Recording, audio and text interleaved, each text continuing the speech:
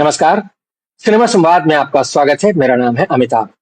सत्येंद्र पर सिनेमा से जुड़ी अपनी साप्ताहिक पेशकश में हम हर हफ्ते बात करते हैं सिनेमा के तमाम पहलुओं के बारे में, क्योंकि हमारा मानना है कि सिनेमा सिर्फ मनोरंजन की चीज नहीं है। सिनेमा समाज से संवाद का सबसे सीधा और सबसे सशक्त माध्यम है और समाज की सोच को गहराई तक प्रभावित करने की क्षमता रखता है। इसलिए सिनेमा पर लगातार सिलसिलेवार गंभीर बातचीत होती रहनी चाहिए। आज इस कड़ी में हम बात करने वाले हैं हिंदी सिनेमा और समाज की सोच के एक बहुत दिलचस्प, कहना चाहिए बहुत गहराई तक जड़ें जमाए हुए एक पहलू के बारे में, और वो है पितृसत्ता। समाज की पितृसत्तात्मक सोच जो है वो सिनेमा को भी प्रभावित करती रही है शुरू से। सिनेमा, हमारा जो सिनेमा है, भारतीय सिनेमा, हिंदी सिनेमा खास तौर से, उसका जो ढांचा रहा है वो एकदम पुरुष प्रधान ढांचा रहा है। और इतने सालों बाद भी, यानी हिंदी सिनेमा को शुरू हुए, यानी हमारे देश में सिनेमा को शुरू हुए 100 साल से ऊपर हो चुके हैं, लेकिन फिर भी आज हम जहाँ हैं और महिलाओं की बढ़ती दखल के बावजूद, बढ़ते उनके प्रभुत्व के बावजूद, उनकी बढ़ती भूमिका के बावजूद, आज भी हम देखते हैं कि हिंदी सिनेमा का जो पूरा का पूरा ढांचा है, पर्दे के ऊपर जो कहानियां हमको नजर आती हैं, पर्दे पर जो कहानियां नजर आती हैं, और पर्दे के पीछे जो सिनेमा उद्योग की गतिविधियां हैं, दोनों में कहीं ना कहीं पितृसत्तात्मक सोच, पैट्रियार्की जो है हावी नजर आती है, पुरुष प्रधान सोच नजर आती है। तो ये क्या कारण है, क्या इसकी वजहें हो सकती हैं, और कैसे इस पर इसका क्या निदान हो सकता है, इससे क्या हमको समाज में असर देखने को मिल रहे हैं, किस तरह का सिनेमा देखने को मिल रहा है, आज हम इसी पर बात करेंगे। और इस पर बात करने के लिए हमारे साथ कुछ विशेषज्ञ मौजूद हैं, जिनसे हम आपका परिचय करा देते हैं। मेरे साथ मौजूद हैं अजय ब्रह्मात्मा जी, जो कि हिंदी सिनेमा के बहुत वरिष्ठ समीक्षक हैं, वर्षों से हिंदी समीक्षा में संलग्न है। हमारे साथ प्रहलाद अग्रवाल जी हैं, जो कि हिंदी सिनेमा के बहुत जाने माने, बहुत वरिष्ठ विश्लेषक हैं, दशकों से हिंदी सिनेमा के विश्लेषण का काम कर रहे हैं, कई किताबें लिख चुके हैं। हिंदी हिंदी में सिनेमा के लेखन को लेकर के, गंभीर लेखन को लेकर प्रहलाद अग्रवाल जी का काम बहुत महत्वपूर्ण है, और उनका नाम हिंदी सिनेमा पर हिंदी में लिखने वालों में अग्रगण्य है। मेरे साथ मीरा जल छेत्री हैं, जो कि एक स्वतंत्र फिल्मकार हैं, अध्यापन से भी जुड़ी रही हैं, और फिल्म निर्माता हैं, फिल्मों पर लगातार हमारी चर्चाओं में शरीक होती रही हैं। नंदिता बनर्जी हमारे साथ है। नंदिता जी पेशे से प्राध्यापक हैं और हिंदी सिनेमा, बंगाली सिनेमा और विश्व सिनेमा पर हमारी चर्चाओं में लगातार शरीक होती हैं, और इन पर लिखने पढ़ने का लगातार उनका अध्ययन का काम चलता रहता है। आप सबका बहुत बहुत स्वागत है। नीरा जी, चर्चा की शुरुआत मैं आपसे करना चाहता हूँ। बात पितृसत्तात्मक सोच की हो रही है, बात हिंदी सिनेमा के में हावी मर्दवाद की हो रही है। तो मैं आपसे जानना चाहूंगा कि आपकी राय में क्या ये जो बात कही जाती है, कुछ एक दृष्टिकोण इस तरह का आता है कि हिंदी सिनेमा जो है वो बहुत पैट्रियार्कल है, क्या आप इसको सही मानती हैं, और अगर आप सही मानती हैं तो इसको आप किस तरह से व्याख्यायित करना चाहेंगी? सभी को नमस्कार सबसे पहले। और विषय बहुत अच्छा है आज का। एक्चुअली जब जो जिस भी देश का सिनेमा होता है वो अपने समाज का रिप्रेजेंटेशन होता है। तो जब हम भारतीय समाज को देखते हैं तो हमें लगता है कि वो काफी अरसे से पितृसत्तात्मक रहा है और अभी भी है, और उसकी जड़ें काफी गहरी हैं। तो ये बहुत ऑब्वियस है कि जब हम अपने यहाँ के सांस्कृतिक जितने भी उपादान हैं या चीज़ें हैं उनको देखेंगे तो उसमें उसकी झलक और उसका प्रतिनिधित्व, उसका रिप्रेजेंटेशन हमेशा दिखेगा ही दिखेगा। हिंदी सिनेमा उससे अछूता नहीं है। पहली चीज़, हिंदी सिनेमा में भी हम पितृसत्ता की वो गहरी जड़ें जो हैं वो देख सकते हैं, शुरुआत से ही देख सकते हैं। हम सवाल ये उठता है कि हम उसे कहाँ कहाँ देखें, कैसे कैसे चिन्हित करें। तो हम देखेंगे कि आखिर हमारे सामने जो कहानियां आती हैं सिनेमा के पर्दे पर, उन कहानियों में प्रायः नायक किस भूमिका में, नायक में कौन सा जेंडर रहता है, कहानी किसके द्वारा पूरी ड्रिवन होती है। इसके अलावा उसमें अगर जो दूसरा जेंडर है, स्त्री है या जो तमाम अन्य जेंडर हैं, उनका रिप्रेजेंटेशन कितना है, कैसा है, क्या वो पूरी कहानी उनके नजरिए से ड्रिवन हो रही है, जा रही है, नहीं होती है। हमेशा हम देखते हैं हमारे यहाँ की 95% जो फिल्में हैं, मैं आंकड़ा जो है कम ही करके बता रही हूँ, उसमें जो केंद्रीय पात्र है वो हमेशा मेल सेंट्रिक ही कहानियां रही हैं, और मेल सेंट्रिक ही रहता है, वो केंद्रीय पात्र पुरुष होता है। तो पुरुष के नजरिए से ही पूरी कहानी चलती है, और स्त्री जो है उसमें उसकी बस एक सहायक भूमिका, मतलब वो उसके ईगो को एक तरह से सेटिस्फाई करने के लिए या कहानी को थोड़ा बहुत आगे ड्रिवन करने के लिए एक सहायक भूमिका में आती है। तो अब हम बात करते हैं कि यहाँ पर जो कहानियां हमें अपनी हिंदी सिनेमा में दिखती हैं, वो न केवल पुरुष के नायकत्व को इस्टेब्लिश करती हैं, बल्कि स्त्री को को भी एक विशेष खांचे में डालना शुरू से ही देखते हैं, ढालना शुरू करती हैं, और एक तरह की बाइनरी सेट करती हैं, जो समाज में भी है, जो सिनेमा में दिखाई देता है हमें। सिनेमा दरअसल ये एक दुखद बात है कि सिनेमा एक सांस्कृतिक उपादान के तौर पर समाज को बदलने की एक बड़ी भूमिका निर्वाह कर सकता था, लेकिन हिंदी सिनेमा में उसमें कुछ कुछ, जैसे बीच में जो समानांतर सिनेमा का दौर था, उसने अलग तरह की कहानियां हमारे सामने रखी। अभी 2000 के बाद में बहुत सारी ऐसी कहानियां आई हैं जो औरत की जिंसी को आगे बढ़ाती हैं, उसके नजरिए से पूरी कहानी चल आती है, लेकिन इन कहानियों की संख्या और इन फिल्मों की संख्या बहुत कम है। तो जब हम पितृसत्ता की इन जड़ों को देखते हैं, तो हम देखते हैं कि नायक हमेशा उसमें मतलब एक एक्टिव भूमिका में होता है, वुमेन जो होती है वो बहुत पैसिव होती है। दूसरा, हमारे यहाँ अगर हम सिर्फ कहानियों पर ही बात करें अभी, तो हम देखते हैं कि एक लंबा दौर पुरानी फिल्मों में भी जो वैम्प और इस तरह की अच्छी और बुरी स्त्री के तौर पे परिभाषित करने की जो कोशिश शुरू से रही है, वो हमें अभी भी दिखाई देती है। हमेशा जो है औरतें जो हैं वो फिल्मों में एक सेक्सुअल प्लेजर की तरह से उनको परोसा गया है, बहुत उनका ऑब्जेक्टिफिकेशन मतलब किया गया है फिल्मों में। तो जब हम इस तरह से देखते हैं, तो हम देखते हैं कि बहुत गहरी जड़ें। अच्छा, दूसरी चीज है कि हमारा एक लंबे अरसे तक जो निर्माता, निर्देशक और बाकी टेक्नीशियंस, जो कैमरामैन हैं, जिन्हें हम डीओपी या सिनेमेटोग्राफर कहते हैं, उनमें भी पुरुषों का ही वर्चस्व रहा है। तो जो एक फीमेल जो फेमिनिस्ट थ्योरी देने वाले जो कुछ थिंकर्स रहे, उनमें एक लॉरा मुलवे हैं, बेला हुक्स हैं।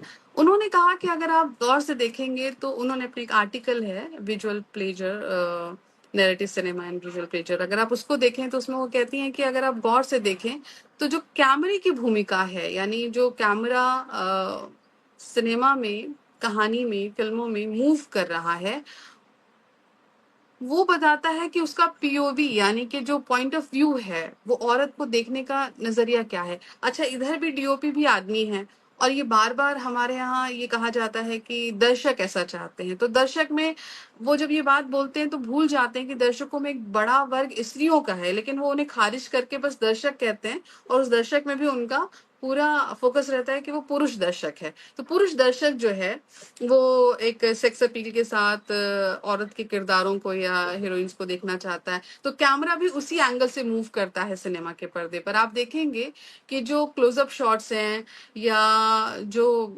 स्लो मोशन के शॉट्स हैं, या जो मतलब इस तरह के तमाम, और जो पीओवी शॉट्स है, पॉइंट ऑफ व्यू शॉट्स है, वो अक्सर आप देखेंगे कि वो औरत के शरीर पे, खास खास हिस्सों पे फोकस करते हैं।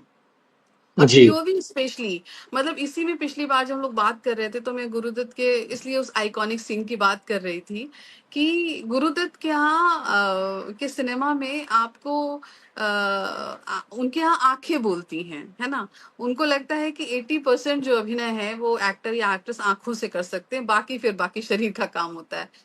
ये सोच विस्थापित हो गई उनके जाने के बाद। मतलब एक बहुत कम फिल्मकार इस तरह से रहे जिन्होंने इस एंगल से काम किया, बहुत कम। बिल्कुल। नहीं तो जो है, आप देखेंगे कि जब हीरो का इंट्रोडक्शन सीन होता है, तो वो अपनी आक्रामकता के साथ उसको सिनेमा के पर्दे पर प्रस्तुत करते हैं, और जब हीरोइन का इंट्रोडक्शन सीन होता है, तो आप देखेंगे उसे पूरी सेक्स अपील के साथ रखते हैं।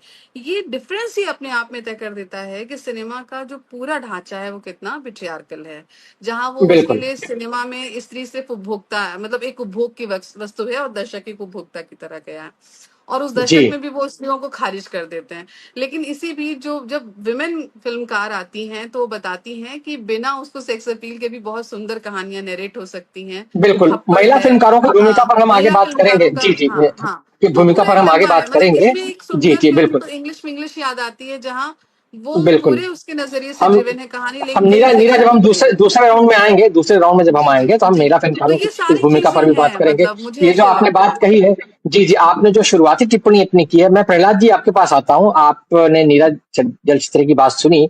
उन्होंने समाज के पितृसत्तात्मक ढांचे से सिनेमा की जो अवधारणा है, जो हमारे देश में जिस तरह से सिनेमा शुरुआत हुई, उसको जोड़ते हुए उन्होंने अपनी बात को आगे बढ़ाया। मैं आपकी राय जानना चाहूंगा, ये जो पितृसत्तात्मक सिनेमा हमारा है, क्या ये सिर्फ इसलिए है कि पुरुषों के हाथ में सिनेमा का संचालन है, इसलिए, और चूंकि समाज में भी जो है वो पुत्र सत्तात्मक सोच ही हावी है, या इसलिए कि जो हमारे पास सिनेमा में कहानियां लिखने वाले लोग हैं, जो कहानियों को पर्दे पर दिखाने वाले लोग हैं, जैसा कि मीरा कह रहे थे, डीओपी की बात करें थी, टेक्नीशियंस हैं, उनकी संख्या कम है, या ये भी हम कह सकते हैं कि महिलाओं का की जरूरत तो है, शुरुआत से हीरोइन की जरूरत पड़ रही है कहानी कहने के लिए, लेकिन वो जो है वो हमेशा हीरो को बड़ा साबित करने के लिए या उसको महान साबित करने के लिए ही आती है, मतलब हीरोइन की स्वतंत्र रूप से कोई भूमिका नहीं है। क्या कहेंगे आप इस बारे में?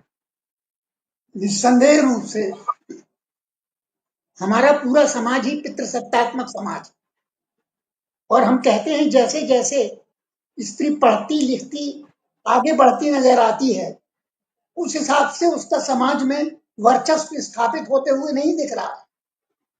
पूरे समाज में आप देख लीजिए, आपकी सत्ता में 90% से अधिक पुरुष बैठे हुए हैं, कम अधिक से अधिक 10% स्त्रियां हैं। मगर सिनेमा में ऐसा नहीं है। सिनेमा में आज से नहीं, जब पूर्णतः पितृसत्तात्मक समाज था, जब पुरुष ही सब कुछ छाए हुए थे, उस समय भी शांताराम ने 2 फिल्में ऐसी बनाई हैं जो आज भी उनका कोई मुकाबला हमारे सामने नहीं आता। पहली फिल्म थी दुनिया ना माने। दुनिया ना माने में वह स्त्री है जो अपने पिता के, अपने पति के लादे हुए संस्कारों को तुरंत निग्लेक्ट करती, उन्हें मानने से इनकार करती, और जब उसका बेटा जो उससे उम्र में बड़ा है, क्योंकि वह उसके पूर्व पत्नी का है, उसकी सौत का है, उसके पति की पहली पत्नी जो थी उससे पैदा हुआ बेटा है, और जब वह उसको पाता है कि ये तो मेरी मां नहीं, मेरी बीवी होनी चाहिए थी, मेरी प्रेमिका होनी चाहिए थी, परंतु वह कहती है कि नहीं, मैं तुम्हारी मां हूं, और उसे वह छड़ी से मारते हुए यह मानने को बाध्य कर देती कि मैं तेरी मां ही हूं, मैं तेरी पत्नी या तेरी प्रेमिका होने के लिए तैयार नहीं हूं। इसी तरह दूसरी फिल्म थी आदमी, जिसमें एक स्त्री पुरुष को सुधारती है। वह जो एक वेश्या है, वह वेश्या उसे सुधारती है। और यदि आप देखें यह पितृसत्तात्मक समाज में कैसी कैसी सुदृढ़ औरतें सामने आई हैं, तो आपको सई परांजपे की फिल्में देखना चाहिए। सई परांजपे ने, उन्होंने नारीवादी फिल्में नहीं बनाई हैं, मगर नारी के चरित्र उनमें बहुत तीव्रता से स्थापित हुए। और सई परांजपे के बाद आप आज तो मीरा नायर हैं, जिन्होंने पूरी तरह से स्त्री को अधिक से अधिक महत्व देने की कोशिश की है। एक और फिल्म मेरी समझ में आ रही है जो नारीवादी दृष्टिकोण से बहुत महत्वपूर्ण फिल्म है, वह है अनारकली ऑफ आरा। एक स्त्री जो गांव की है, वह उमराव जान नहीं है, वह बिल्कुल सामान्य कद काठी की स्त्री है, और वह पुरुष के द्वारा स्थापित किए हुए समाज को, पुरुष के द्वारा स्थापित की हुई मान्यताओं को निरादर करती है और आगे बढ़ना चाहती है। देखिए, इसमें बाधाएं तो हैं और बाधाएं आती ही रहेंगी। ये बाधाएं ऐसा नहीं हो सकता कि तत्काल समाप्त हो जाएं। सैकड़ों सालों से चला आता पितृसत्तात्मक समाज, और आज मैं ये देखता हूं कि आज जब नारी आगे बढ़ रही है, जब उसका वर्चस्व स्थापित हो रहा है समाज में, जब वह कठिन से कठिन उन स्थितियों में प्रवेश कर रही है जहां पर पुरुष का साम्राज्य रहा है, वहां उस साम्राज्य को उसने तोड़ा है, तो इसके बदले में, इसकी प्रतिक्रिया में पुरुष और अधिक क्रूर हुआ है, और अधिक ऐसे चरित्रों का निर्माण होना शुरू हुआ है, जिसमें 2 फिल्में बहुत महत्वपूर्ण हैं, बार बार उनका जिक्र होता है। एक एनिमल और दूसरी जो जिसमें विवेक ओबेरॉय उसमें हीरो हैं। वे उस फिल्म में भी हम देखते हैं कि पुरुष का क्रूरतम रूप वहां पर सामने आता है कि वह स्त्री को मात्र उपभोग की वस्तु के आगे कुछ भी समझने को तैयार नहीं है। परंतु ऐसी फिल्में अब बनना शुरू हो रही हैं और एक बहुत अच्छी फिल्म आई लेडीज लापता। लेडीज लापता ऐसा नहीं है कि वह पुरुष को बिल्कुल से निग्लेक्ट करती है, पुरुष को वाहियात समझ के अलग करती है, परंतु वह स्त्री और पुरुष की समरसता की फिल्म है कि किस तरह से जो पुलिस वाला है वह पुलिस वाला भी देखने में तो बड़ा उद्दंड लगता है, परंतु उसका क्रियाकलाप इस तरह से हमारे सामने आता है कि वह स्त्री की सत्ता को स्वीकार कराने के लिए पूरी तरह से प्रस्तुत होता है और उस लड़के को जो जबरदस्ती उसे ले जाना चाहता है उससे कहता है नहीं, वह जाने के लिए तैयार नहीं तो तुम उसे किसी भी तरह से बाध्य नहीं कर सकते हो, और यदि करोगे तो मैं तुम्हारे खिलाफ खड़ा हूं। तो ये समय बदल रहा है। अब नए नए ऐसे लोग आ रहे हैं जो समझ रहे हैं कि स्त्री और पुरुष की समरसता से ही जीवन का निर्वाह हो सकता है, जीवन की सुंदरता बढ़ सकती है।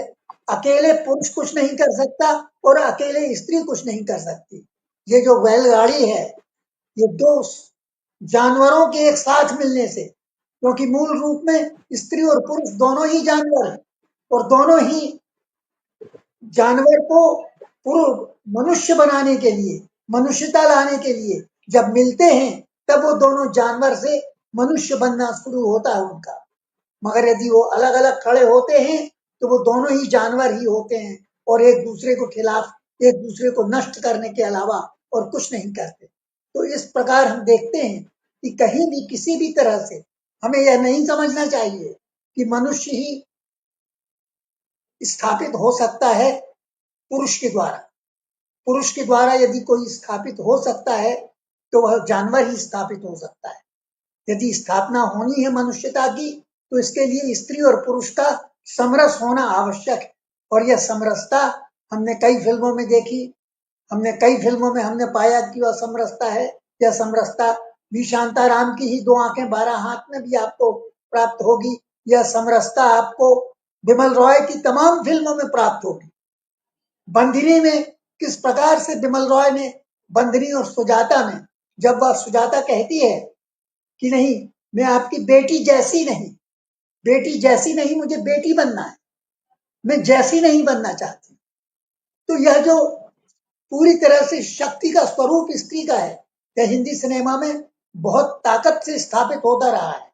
पर देखिए अंततः समाज तो पुरुष प्रधान है, और आज भी यदि एक पिता के 4 लड़कियां होती हैं और 4 लड़के होते हैं तो सारी संपत्ति का बंटवारा लड़के चाहते हैं कि उनके बीच में हो, उनकी बहनों को किसी प्रकार से संपत्ति में हिस्सा ना मिले।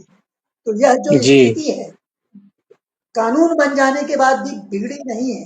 कानून बन जाने के बाद भी स्त्री को उसमें सहारा मिलना संभव नहीं हो सका है, पर ये बदले, और ये बदलने के लिए स्त्री ही नहीं पुरुष भी साथ में आए, आगे और लोग भी। बहुत अच्छी बात आपने कही कि ये जो आपने अंतिम बात कही कि पुरुष भी साथ आएंगे। बिल्कुल, मैं अजय जी आपके पास आता हूँ, क्योंकि अभी प्रहलाद जी जो बात कह रहे थे समाज के पितृसत्तात्मक ढांचे को लेकर के, और ये लगातार कि कैसे मतलब लड़कियां आगे बढ़ रही हैं। हम देख रहे हैं हमारे देश में बेटी पढ़ाओ, बेटी बचाओ सारे नारे गूंज रहे हैं, लेकिन हम इसी बीच में ये भी देखते हैं कि एक पिता ही अपनी बेटी का मर्डर कर देता है, अपनी उभरती हुई टेनिस खिलाड़ी बेटी का मर्डर कर देता है, क्योंकि उसको समाज से ताने मिलते हैं कि तुम बेटी की कमाई खा रहे हो, या उसको बेटी की कुछ आदतें पसंद नहीं थी। तो ये सब भी हम देख रहे हैं, और इसी पितृसत्तात्मक समाज से निकला हुआ सिनेमा जब हम देखते हैं पर्दे पर, तो जिस टॉक्सिक मैस्कुलिनिटी का जिक्र अभी प्रहलाद जी ने एनिमल फिल्म के माध्यम से किया, मैं आपसे जानना चाहूंगा कि ये जो सिनेमा है,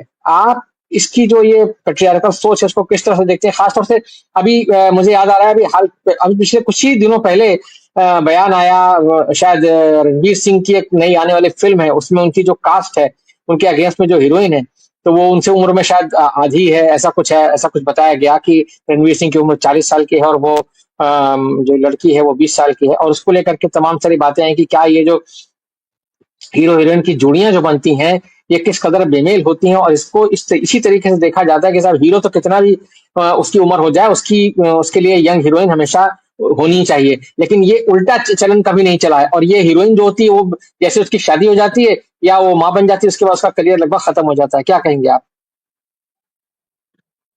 जी, नमस्कार आप सभी को। और ये बहस बहुत पुरानी है और इतनी घिस-पिट गई है ना कि पुरुष लंबी उम्र तक काम करता रहता है, हीरो ज़्यादा उम्र तक हीरो बना रहता है, हीरोइन को काम नहीं मिलता है।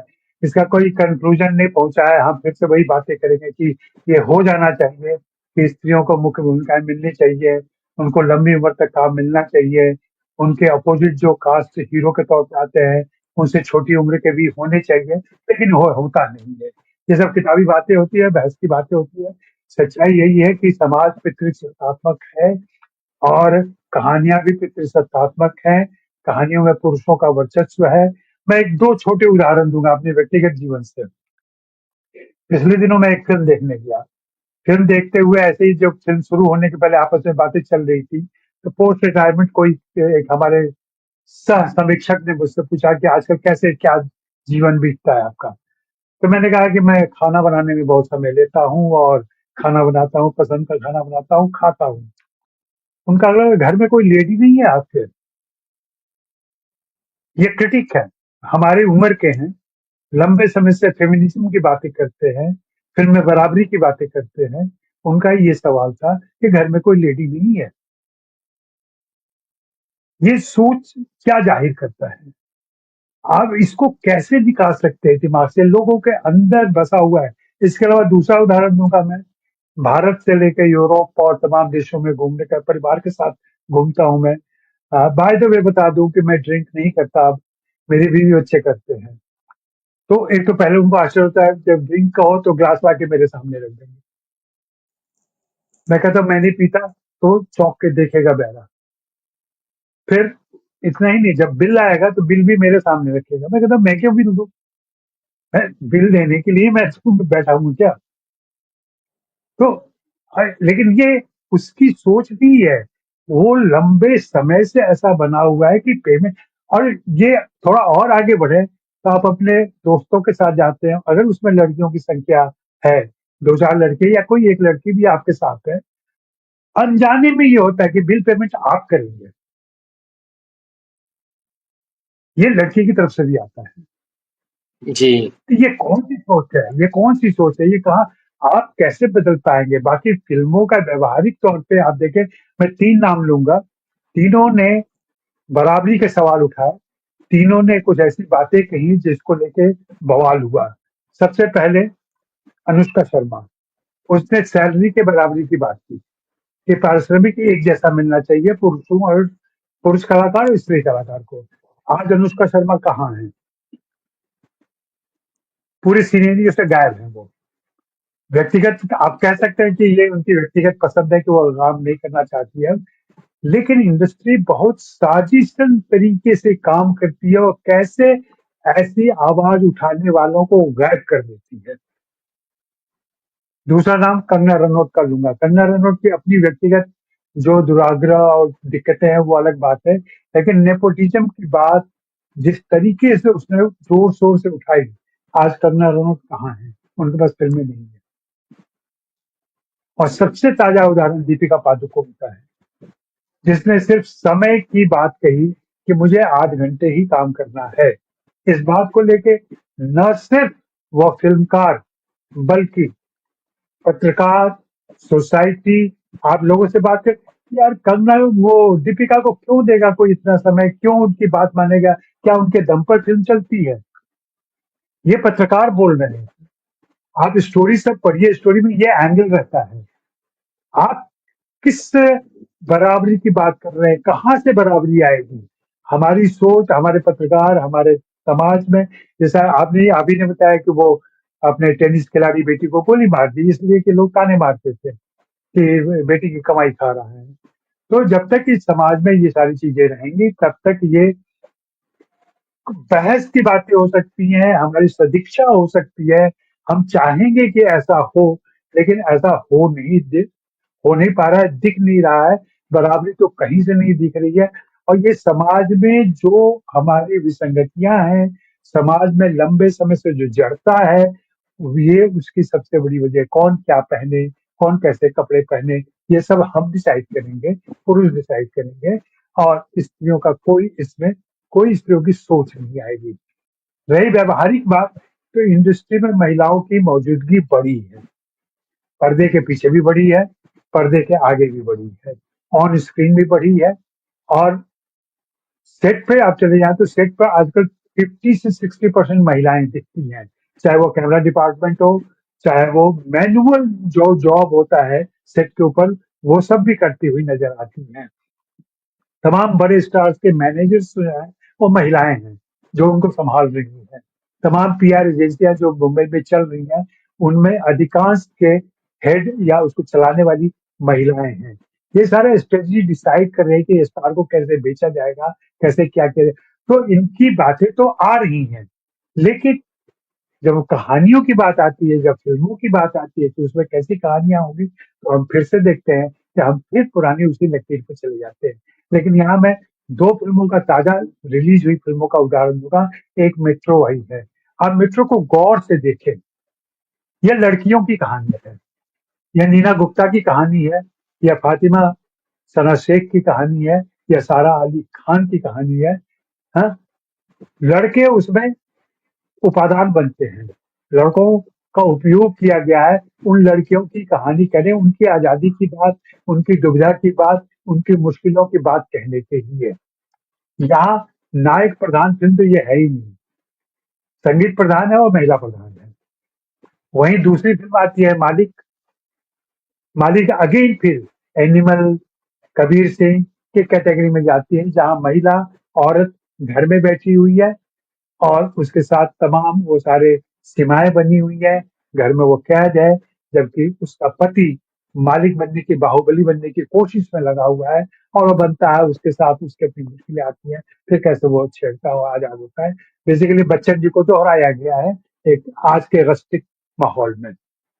तो मेरे कहने का आशय यही है कि दो स्तरों पर आपको सोचना और देखना होगा कि पर्दे पर और पर्दे के बाहर, आगे पीछे अगर सिनेमा की बात करें तो वहां महिलाओं की स्थिति में सुधार हुआ है। बहुत गुणात्मक या बड़ा बदलाव नहीं हुआ है, बहुत छोटा बदलाव हुआ है, लेकिन हुआ है और ये बढ़ रहा है।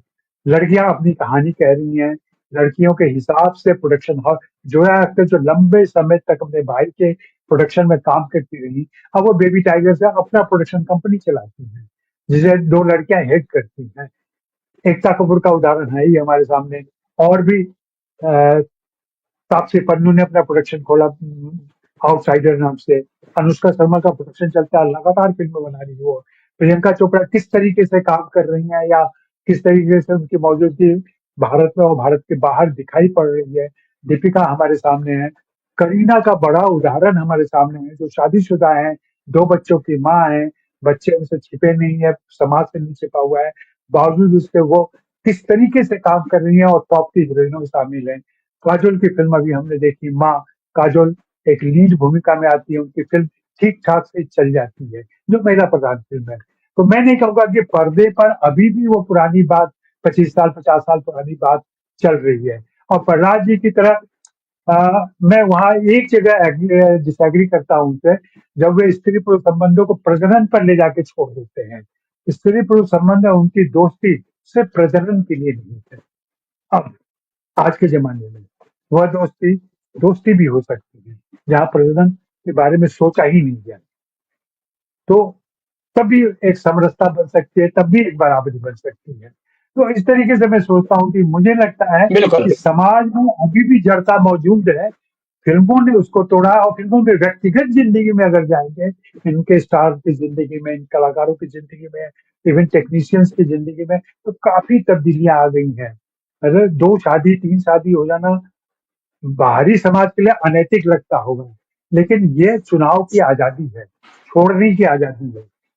आप एक विषाक्त संबंध में न रहें, उससे निकलकर फिर से मनपसंद पार्टनर के चुनाव की आजादी है। और ये फिल्मों में हो रहा है, जिसको कहा जाता है कि फिल्म इंडस्ट्री बहुत गंदी है, वहां तो कोई नैतिकता ही नहीं है, वहां कोई आज इसके साथ है कल उसके साथ है।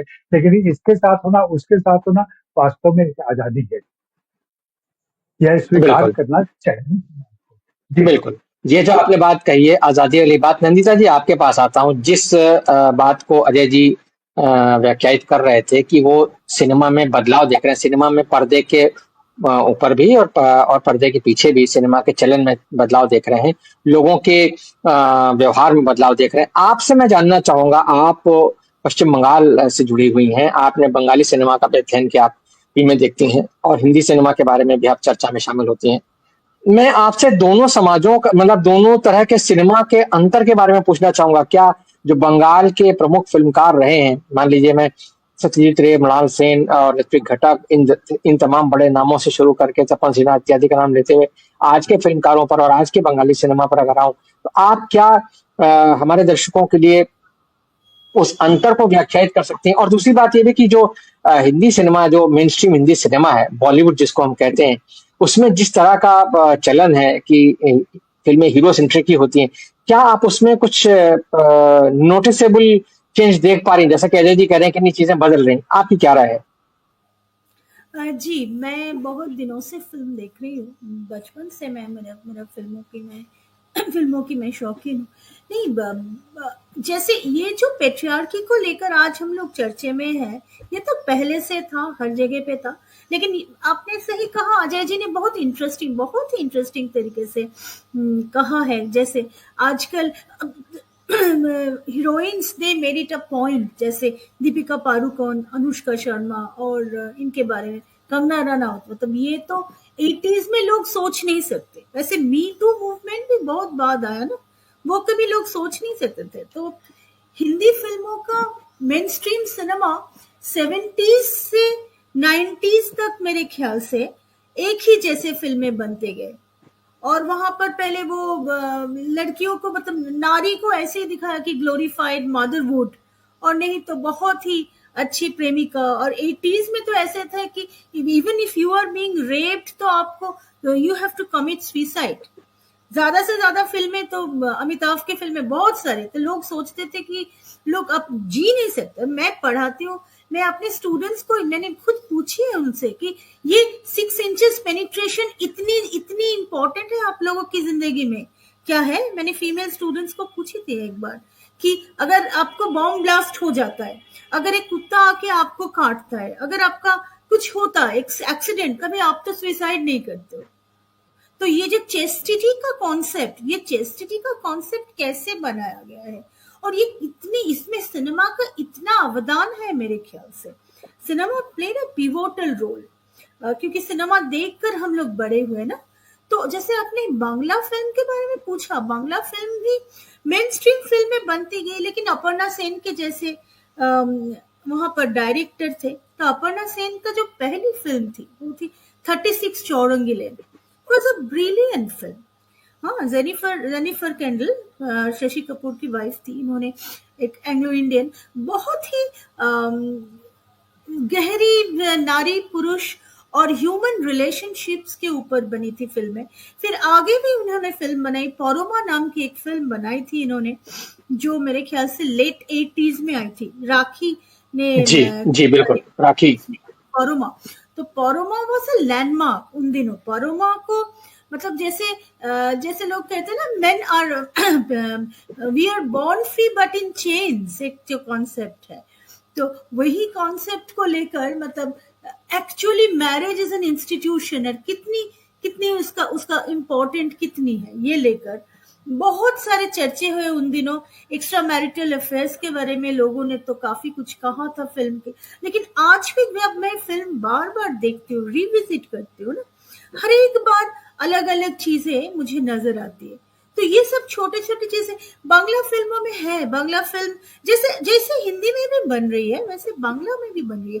मेरे ख्याल से 2000 के बाद से ही पोस्ट ग्लोबलाइजेशन जैसे फिल्म बन रही है, लोगों में अवेयरनेस है, अवेयरनेस बन रही है। एक जैसे आज एक बहुत इंटरेस्टिंग चीज, मैं ऐसे ही स्क्रॉल करते करते पूनम धीलन की एक इंटरव्यू मैंने सुनी। तो पूनम धिलन ने कहा कि उन दिनों हमारे सामने काफी देर तक ऐसा होता था कि मेल एक्टर्स कोई जोक क्रैक कर रहा है या कुछ कर रहा है तो we have to play the role of a very dumb girl, dumb and innocent.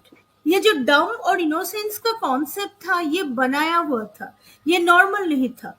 उन्होंने कहा कि श्रीदेवी को आप देख लीजिए, Sridevi she was a roar, वो जब आती थी कैमरे के सामने, लेकिन कैमरे के पीछे वो बहुत ही रेस्ट्रेन और बहुत ही रिजर्व्ड एक कैरेक्टर, जो जिन्होंने कुछ ज्यादा कहती भी नहीं थी, उनकी इंटरव्यूज भी इतनी इम्प्रेसिव नहीं है जैसे उनके ऑन स्क्रीन कैरेक्टर्स है।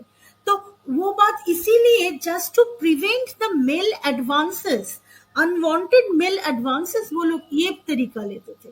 फिर उन दिनों ठीक ठाक से मेकअप वैन नहीं होता था, ये नहीं होता था, वो नहीं होता था। अभी जब भी लोग वोकल हुए हैं, जैसे अजय जी ने अभी कहा, नेचुरली उनको उनको उनको मतलब हटाया गया है वो मेन स्ट्रीम से। फिर और एक किसकी मुझे ऐसे है विद्या बालन, इवन विद्या बालन को आप देखिए, जैसे डर्टी पिक्चर जैसी फिल्म बनी है तो सिल्क स्मिता के ऊपर बनी है फिल्म, जैसे भी 80s के एक वैम्प हीरोइन के ऊपर बनी है, और लेकिन इसको कन्विंसिंग करने के लिए जिन्होंने ये किरदार निभाया वो तो सोशियोलॉजी के एमए थी, मतलब उनका एक खुद का एक इंटेलेक्चुअल वर्ल्ड है जहां से वो बिलोंग करती है।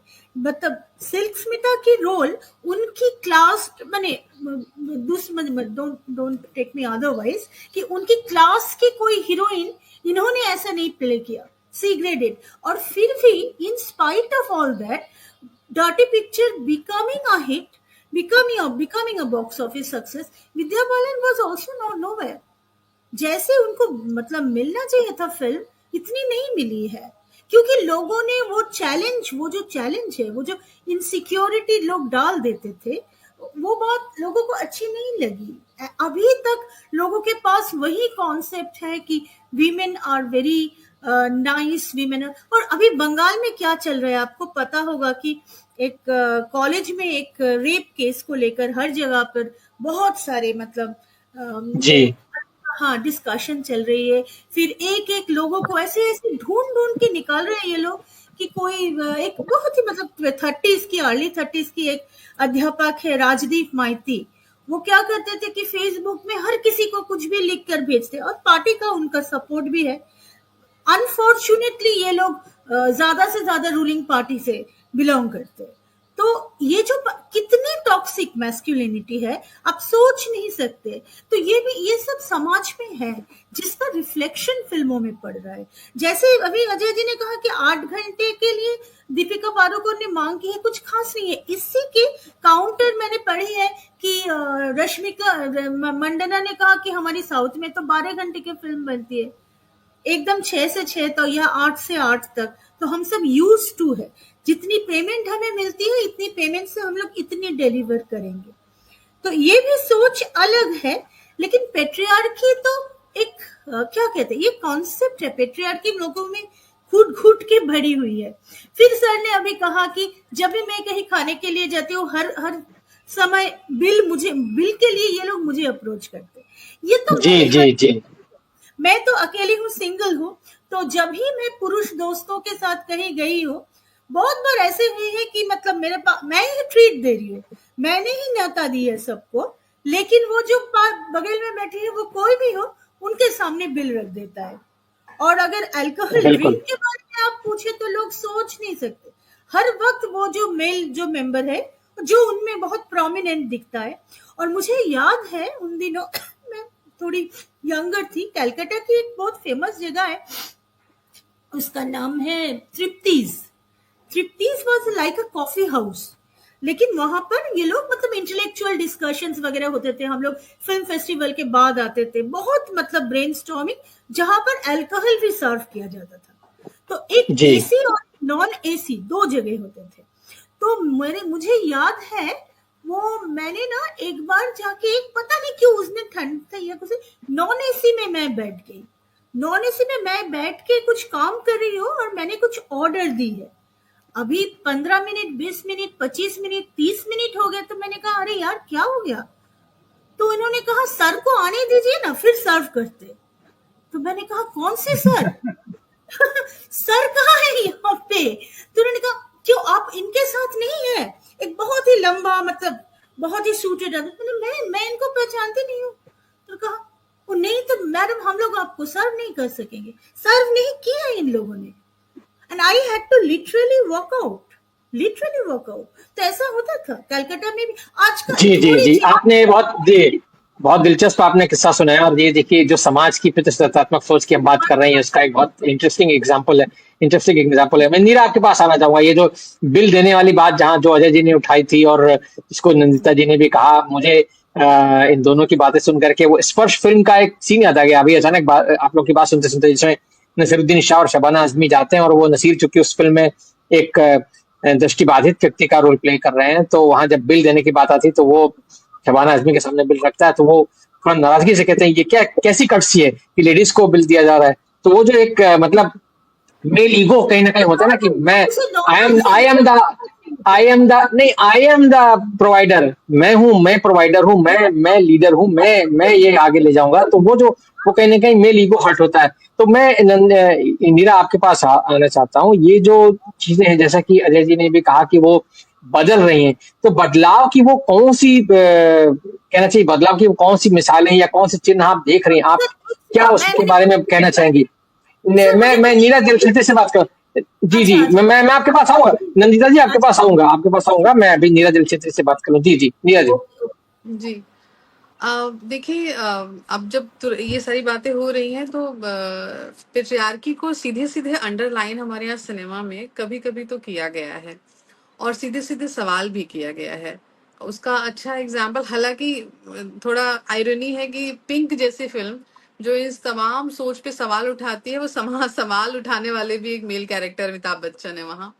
ये थोड़ी आयरनी है, लेकिन ये एक सवाल उठाती है। थप्पड़ एक ऐसी ही फिल्म है। अभी जो है, अभी 2-3 दिन पहले नेटफ्लिक्स पे एक फिल्म रिलीज हुई है, उसका नाम है आप जैसा कोई। आप जैसा कोई, जी जी, उस माधवन फिल्म का और फातिमा। उस फिल्म का हाँ, उस फिल्म की सबसे सुंदर बात यह है कि वो सीधे सीधे पेट्रियार्की को अंडरलाइन करती है, वो सीधे सीधे। और जो उसकी पूरी कहानी है, मैं उसकी कहानी तो क्या ही नहीं बताऊंगी, लेकिन उसमें है कि वो सीधे सीधे दो वहाँ जो मेल कैरेक्टर हैं, एक एकदम ही पेट्रियार्क है और एक अपने आप को लिबरल समझता है, लेकिन उसमें पेट्रियार्की के ठीक ठाक विषाणु हैं। और वो जो फीमेल कैरेक्टर आती है उसमें, और वो बताती है कि देखो ये दिक्कतें हैं, तुम मुझे पसंद तो हो, लेकिन मुझे नहीं लगता कि मैं तुम्हारे साथ जीवन आगे गुजार पाऊंगी, क्योंकि तुम अपने आप को लिबरल, तुम अपने आप को अपने भाई से बेहतर समझते हो, लेकिन तुम तो मुझे चीजों में अलाव करने की बात कर रहे हो। मैं मतलब अभी तो शादी के लिए ओके भी नहीं हुआ है, और मतलब आफ्टर मैरिज या बिफोर मैरिज तुम मेरे ऊपर अथॉरिटी कैसे हासिल कर सकते हो? मेरी अपनी एक स्वतंत्र सोच है, मैं तय करूंगी कि मुझे क्या करना है क्या नहीं। ये तुम कैसे बोल रहे हो कि तुम मुझे अलाउ करोगे? ये जो चीज है वो फिल्म सीधे सीधे सवाल उठाती है, और आखिर में जो मेल कैरेक्टर है वो एक पूरे स्टोरी स्ट्रक्चर में आगे जाएंगे तो इस बात को रियलाइज करता है और वो एक्सेप्ट करता है ऑन स्क्रीन कि मैं अपने आप को ये सोच रहा था कि मैं तो समय से आगे हूँ, मैं बहुत सोफिस्टिकेटेड हूँ, मैं लिबरल हूँ, और मुझे खुद नहीं पता था कि एक्चुअली मैं इसी सोसाइटी की पैदाइश हूँ। तो प्लीज मैं चाहता हूँ मुझे आजीवन तुम करेक्शन करते रहना, और मैं तुमसे सीखने के लिए तैयार हूँ। और उसमें वो संस्कृत का अध्यापक का किरदार निभा रहा है, तो लड़की फ्रेंच की टीचर है। अच्छा, और उसका लास्ट जो सीन है, उसका सुंदर जो डायलॉग है वो ये कि मैं अब तक शिक्षक था, लेकिन मैं तुम्हारा स्टूडेंट होना चाहता हूँ, और मैं क्लास छोड़ के नहीं भागूंगा, ये मेरा वादा है, और प्लीज तुम मुझे करेक्शन करती रहना, मैं एक अच्छा स्टूडेंट बन के दिखाऊंगा।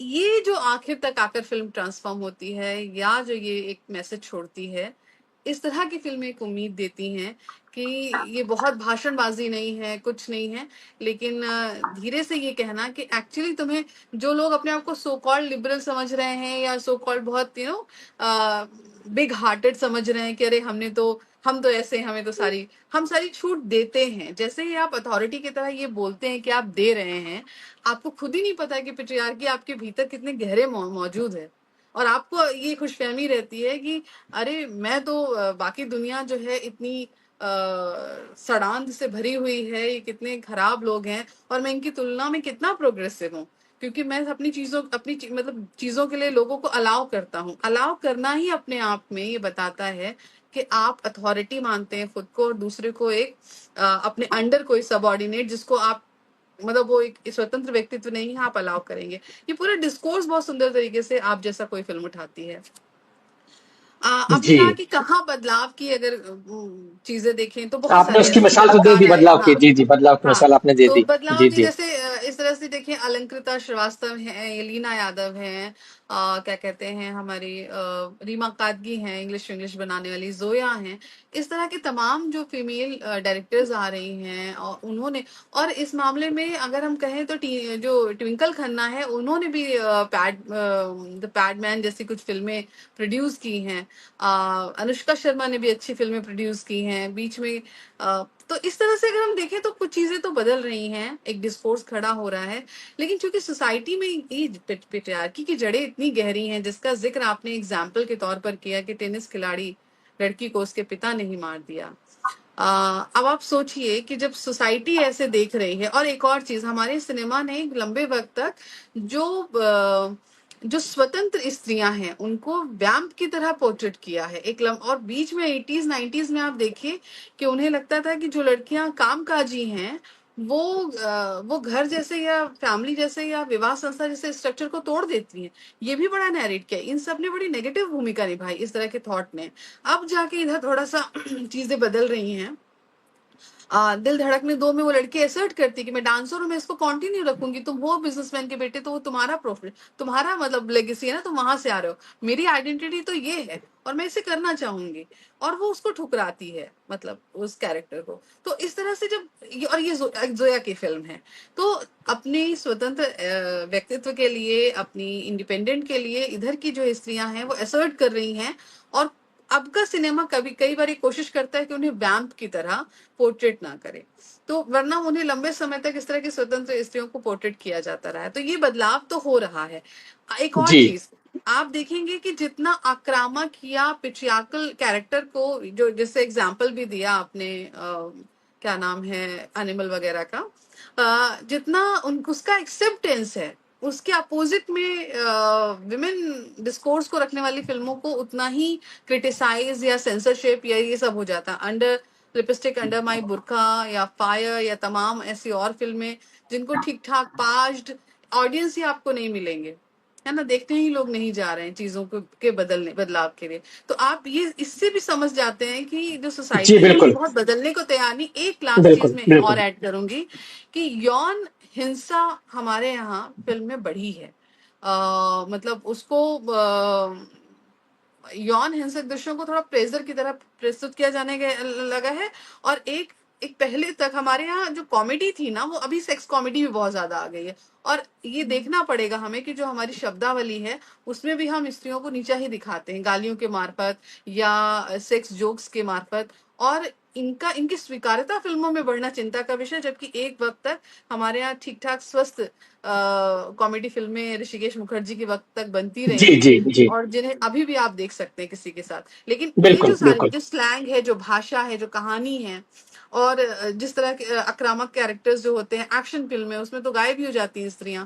तो इन सब की एक्शन फिल्मों में स्वीकार्यता लेकिन भी। मैंने ये देखा है, मेरा अपना जो दृष्टिकोण है कि एक्शन फिल्में जब आती हैं तो उसमें महिलाओं को जब वो एक्शन किरदार की तरह प्रस्तुत करते हैं तो वो बिल्कुल अपने पुरुष समकालीनों की तरह ही मतलब हो जाती है, और वो बिल्कुल उसी मेल प्रोटोटाइप बन जाती है, वो उसी उसी सांचे में ढल जाती है, उनका कोई अलग से सांचा होता ऐसा नहीं है। और ये शुरू से चला आ रहा है, चाहे हंटर वाली फिल्म से ले लीजिए, और आज तक भी जो दुल्हनें हैं उसी तरह के उसको फॉलो कर रही हैं।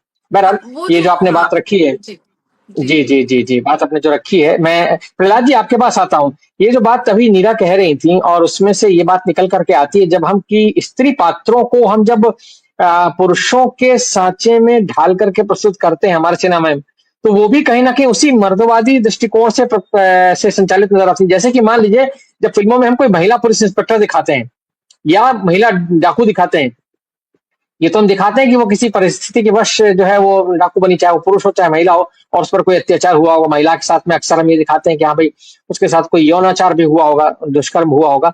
लेकिन जब हम पाते हैं जो हिंसा का प्रस्तुतिकरण होता है वहां पर जा करके सारा मामला एक जैसा हो जाता है। तो क्या आपको लगता है कि महिला जो फिल्मकार है, महिला लेखक है, उनकी जो ज्यादा संख्या जैसे जैसे बढ़ रही है, क्या उससे हमको लगता है कि कुछ दृष्टिकोण में बदलाव आ सकता है या बदलाव आ रहा है, आपको दिख रहा है? आप क्या कहेंगे इस बारे में? देखिए, ऐसा बिल्कुल नहीं है।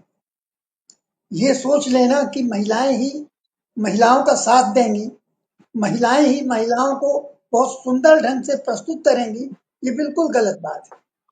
पुरुषों ने ही महिलाओं को बहुत सुंदरता से प्रस्तुत किया है। अभी एक फिल्म के बार मुझे पुलिस इंस्पेक्टर की बात चली तो मुझे एक याद आ गई वो फिल्म जो बहुत नहीं चली। उसका नाम था जय गंगा जल। हो सकता है बहुत लोगों ने उसका नाम भी ना, वो बिल्कुल। प्रियंका चोपड़ा। तो जी प्रियंका जी। चोपड़ा उसमें पुलिस इंस्पेक्टर का रोल, एसपी का रोल प्ले कर रही थी और किस प्रकार वह डोमिनेट करती है। ऐसा नहीं बताया है कि वह एकदम से सब कुछ बदल देगी, वह कोशिश करती है और उसकी राह में कितने अड़ंगे आते हैं, कितने हर्डल्स उसके रास्ते में आते हैं और उसको पीछे ढकेलने की कोशिश की जाती है और वह बराबर चलती रहती है साथ में और कहीं भी वह पराजित होना नहीं जानती। वह जानती है कि हम इस समाज में हैं तो इस समाज में हमें इन हर्डल्स को मुकाबला करना होगा और स्त्री को उसी नजर से देखा जाता है। हम एक बात जानते हैं, मैं अपनी व्यक्तिगत कहूँ 80 साल के जीवन में मैंने पाया है कि स्त्रियां ही स्त्रियों की सबसे बड़ी दुश्मन होती हैं। ये मैं अपने व्यक्तिगत अनुभवों से भी बता रहा हूँ कि स्त्रियां ही स्त्रियों से कहती है नहीं, तुम्हें इसी समाज में इन्हीं के अंडर में रहना है, यदि नहीं करोगी ऐसा तो समाज तुम्हें बर्खास्त कर देगा। हालांकि वो स्त्रियां जी अपने अनुभव से सीख कर ऐसा कहती हैं और अनुभव ऐसा ही है। आज भी समाज में पितृसत्तात्मकता बहुत बुरी तरह से हावी है और उस पितृसत्तात्मकता को तोड़ने के लिए हमें निश्चित रूप से यह करना होगा कि हम पुरुष को उस जी। लगता है प्रहलाद जी का कनेक्शन कुछ डिस्टर्ब हो गया। अजय जी, आपके पास आता हूँ क्योंकि प्रहलाद जी फिलहाल उनका कनेक्शन लगता है, हाँ, वो हमसे कट गए हैं अभी। जो बात उन्होंने कही वो एक अपने आप में एक बड़ा विवादास्पद वाक्य भी है कि स्त्रियां स्त्रियों की दुश्मन होती हैं, क्योंकि ये भी अपने आप में एक पुरुष प्रधान सोच का ही नतीजा है। ये भी एक मर्दवादी नजरिया ही कहा जा सकता है। इसको बहुत सारे लोग इस तरह से भी देखते हैं कि भाई स्त्री स्त्री, हालांकि मतलब इस तरह के उदाहरण मिल जाएंगे और मैं मानता हूं कि जब कोई स्त्री स्त्री की हाँ, अपने आप आपकी को आवाज़, पैट्रियार्कल हाँ। सोच से संचालित मान रहे हैं। मेरी आवाज आ रही है? हाँ, अभी आ रही है, आ रही है। और हाँ। नहीं, एक्चुअली जी जी। जब ये तो जब ये नहीं, सेंटेंस आता है ना मैं कि हाँ, हाँ, मैं जरा तो अजय जी की राय ले लूं इस बारे में, फिर मैं आपके पास ठीक है, आता हूँ। बिल्कुल। हाँ हाँ। नहीं, नहीं, नहीं, हाँ हाँ ठीक है। जी, अजय जी। हम्म। अजय जी जी, जी नहीं, सवाल फिर से कर दे, मैं सुन नहीं पाया। मैं ये कह ऐसे रहा हूँ कि डिस्टर्बेंस। ये जो बात आती है कि स्त्री ही स्त्री की दुश्मन है, और इसको जब हम सिनेमा के पर्दे पर देखते हैं, खास तौर से अगर पारंपरिक सिनेमा के ढांचे में देखें तो जो सास बहू वाला रिश्ता है, या जो एक पारंपरिक परिवार में स्त्रियों के आपसी संबंध है, उसमें एक बहू है, उसकी सास है, उसकी ननद है, या उसके और लोग हैं, और उनके उनके साथ जो प्रताड़ना दी जाती है, तो वो एक सिनेमा हमारे समाज में बनाया गया, फिल्म इंडस्ट्री में, जिसको हम पारिवारिक सिनेमा कहते हैं, जिसमें स्त्री को उसके ऊपर सारे जुल्म ही ढाए जाते हैं, और वो जुल्म सह करके भी जो है मैं चुप रहूंगी टाइप जो सिनेमा बना है, तो वो उससे आज हम काफी अलग आ गए हैं। लेकिन क्या आपको लगता है कि वो पूरी तरह से ढांचा टूटा है? और अगर नहीं टूटा है तो क्या ये जो नई पौध आई है सिनेमा में, जिसका जिक्र हम लोग यहाँ बार बार कर रहे हैं, क्या आपको लगता है उससे अलग तरह की फिल्में बन रही हैं कुछ? क्योंकि खासतौर से जो यहाँ पर फीमेल सेक्सुअलिटी का सवाल उठाया गया, फीमेल डिजायर का सवाल उठाया गया, या जो एक फीमेल गेज का सवाल उठाया गया, ये का जो जिक्र आया, क्या वो चीजों को बदल रही है?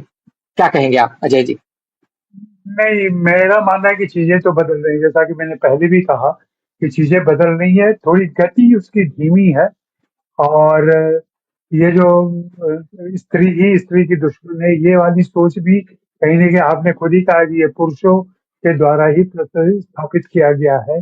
उनके द्वारा ही ये सोच विकसित की गई है कि तुम एक दूसरे के खिलाफ हो जाओ, और इसी यही उचित है और यही जायज है। तो दोष आखिर आता है उसी पुरुष प्रधान समाज पर, उसी पुरुषोचित अवधारणा पर, वही तमाम जो लंबे समय से चला आ रहा है, पेट्रियार्कल सोसाइटी कह लें या जो भी नाम ले लें आप, नाम बदलते रहे हैं लेकिन स्वर नहीं बदला है, स्वर वही है। जी मैं बार बार यही कहूंगा कि इंडस्ट्री के अंदर और इंडस्ट्री से जुड़े लोगों में ये बदलाव थोड़ा पहले आया है, समाज में धीरे धीरे आ रहा है, कस्बे और जी छोटे कस्बों और गांवों में जाने में और टाइम लगेगा, क्योंकि कहीं न कहीं देखिए बेसिकली ये कमाई से भी जुड़ा मामला है कि परिवार में धन कहाँ से आ रहा है, कमा कौन रहा है, जो कमाता है उसका आदेश चलता है, जो ज्यादा कमा रहा है उसका ज्यादा आदेश चलता है, ये हम आमतौर पे देखते हैं।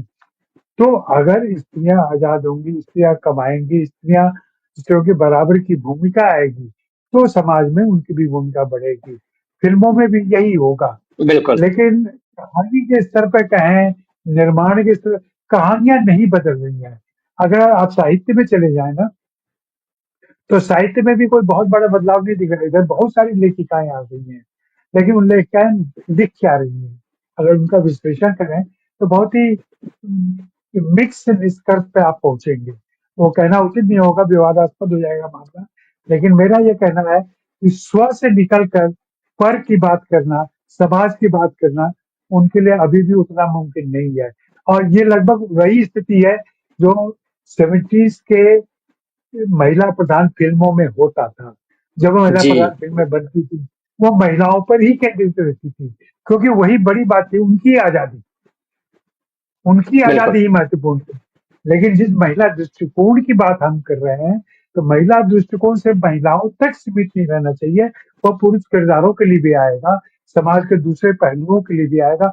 और इस मामले में फराह खान की तमाम सीमाएं हो सकती हैं, लेकिन मैं मानता हूँ कि एक मनोरंजक फिल्म बनाने की दिशा में वो पहली बार अच्छी कोशिश करती हैं। जोया अख्तर थोड़ा और मजबूत तरीके से कहती हैं, मेघना गुलजार के यहाँ आपको वो एंगल दिखता है, रीमा कार्तिक के यहाँ आपको वो एंगल दिखता है। तो इस तरीके से महिलाएं आ रही हैं, वो अपनी बात बिल्कुल सीमित संख्या में कह रही हैं, लेकिन है। जी बिल्कुल बिल्कुल सही कहा आपने। और हम उम्मीद करेंगे कि ये जो बदलाव सिनेमा में दिख रहा है, और आपने जो बात कही कि सिनेमा में थोड़ा अच्छी तरह से, या क्या है कि ज्यादा तेजी से आ रहा है बदलाव, और समाज में उतनी तेजी से नहीं आ रहा है। लेकिन हालांकि सिनेमा वाले जो है वो सिनेमा के अंदर के ढांचों को लेकर के उनमें भी लगातार शिकायतें आती रहती हैं। जैसे मैं लगातार पढ़ता रहता हूँ, हम सभी पढ़ते हैं कि जो नायक नायिकाएं हैं उनकी जो फीस है उसको, उसमें जो असमानता है, यानी थोड़ी मिलते हो, तो ये, और ये अक्सर हम देखते हैं, तो ये जो है इस असमानता का अभी अभी तक जो है इस दिशा में कोई बहुत कहना चाहिए कि पहल नहीं हुई है इसको इसको हल करने के लिए, जो खाई है इसको बांटने के लिए। और जो बात आपने कही थी कमाई वाली बात, कि जो कमाता है उसका वर्चस्व होता है परिवार में, ये बात सही है। लेकिन अभी जो हम जिस उदाहरण की मैंने बात की थी टेनिस खिलाड़ी वाली, तो वो बच्ची जो 25 साल की लड़की थी और वो अपने परिवार में सबसे ज्यादा कमा रही थी। शायद यही बात उसके खिलाफ जा रही थी, क्योंकि वो जो पुरुष प्रधान समाज जहां से वो आते थे, वो कहीं ना कहीं बर्दाश्त नहीं हुई, बेटी की कमाई खा रहे हो। तो ये जो बात उनके पिता को चुभ गई और जिसकी वजह से उस लड़की की जान गई, तो ये भी कहीं ना कहीं कई बार हो जाता है। हम फिल्मों में भी देखते हैं, जो हमने अभिमान जैसी फिल्म में देखा है कि अगर स्त्री जो है वो ज्यादा आगे बढ़ जाए तो पुरुष के अहम को चोट लगती है, या वो सफल हो जाए तो पुरुष के अहम को चोट लगती है। तो ये कहीं ना कहीं बातें हैं। मेरे ख्याल में सिनेमा में जो बदलाव आ रहे हैं वो शायद हमें एक बेहतर कहना चाहिए कि किस्सा गोई की तरफ ले जाएं, और जो पुरुष स्त्री के बीच में कहीं ना कहीं जो ये असमानता है उसको हल करते हुए, उसको बराबरी के स्तर पर लाते हुए, ये जो हम स्त्री पुरुष बराबरी की बात करते हैं उसकी तरफ कहीं ना कहीं हमारा सिनेमा आगे बढ़ेगा, ऐसी उम्मीद है। बहरहाल इस बातचीत के लिए आपका बहुत बहुत शुक्रिया आप सभी का, और दर्शकों का भी बहुत धन्यवाद कि उन्होंने बड़े सब्र के साथ इसको देखा सुना। हम फिर किसी विषय के साथ हाजिर होंगे, तब तक के लिए धन्यवाद, नमस्कार।